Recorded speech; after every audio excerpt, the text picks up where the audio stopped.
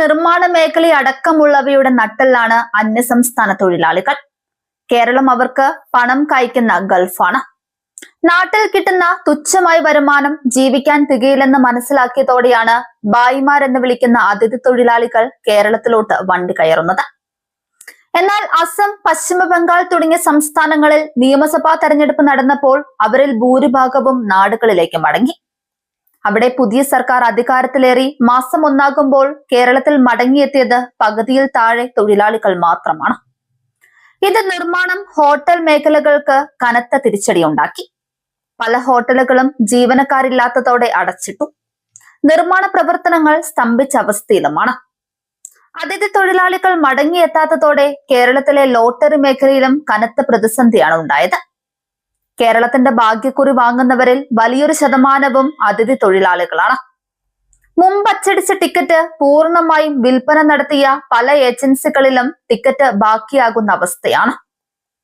സംസ്ഥാനത്ത് നിലവിൽ 5 ലക്ഷം മുതൽ 10 ലക്ഷം ടിക്കറ്റുകൾ വരെയാണ് ബാക്കിയാകുന്നത്. വിൽപ്പന കുറഞ്ഞത് ഈ മേഖലയിൽ ജോലി ചെയ്യുന്ന സാധാരണക്കാരെയും വലിയ തോതിൽ ബാധിച്ചു. പശ്ചിമ ബംഗാൾ, അസം എന്നീ സംസ്ഥാനങ്ങളിലെ തൊഴിലാളികളാണ് കേരള ലോട്ടറികൾ കൂടുതലായും വാങ്ങുന്നത്. ഒന്നാം സമ്മാനങ്ങൾ അടക്കം അതിഥി തൊഴിലാളികളെ തേടിയെത്തുന്നതും പതിവാണ്.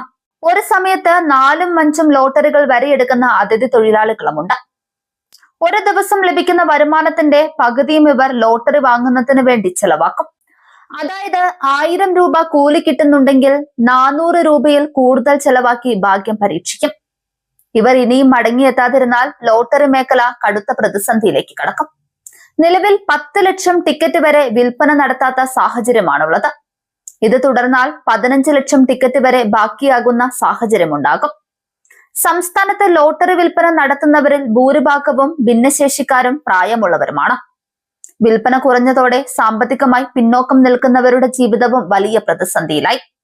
ഇവരിൽ പലരും മുൻകൂട്ടി പണം നൽകിയാണ് ടിക്കറ്റ് ഏജൻസികളിൽ നിന്നും വാങ്ങുക. ഇത് വിൽക്കാതെ വന്നാൽ കടുത്ത സാമ്പത്തിക ബുദ്ധിമുട്ട് അനുഭവപ്പെടും. പാചകവാതക പ്രതിസന്ധിയാണ് ഹോട്ടൽ മേഖലയിലെ ഭായിമാർ മടങ്ങിയെത്താത്തതിനുള്ള വലിയ കാരണം.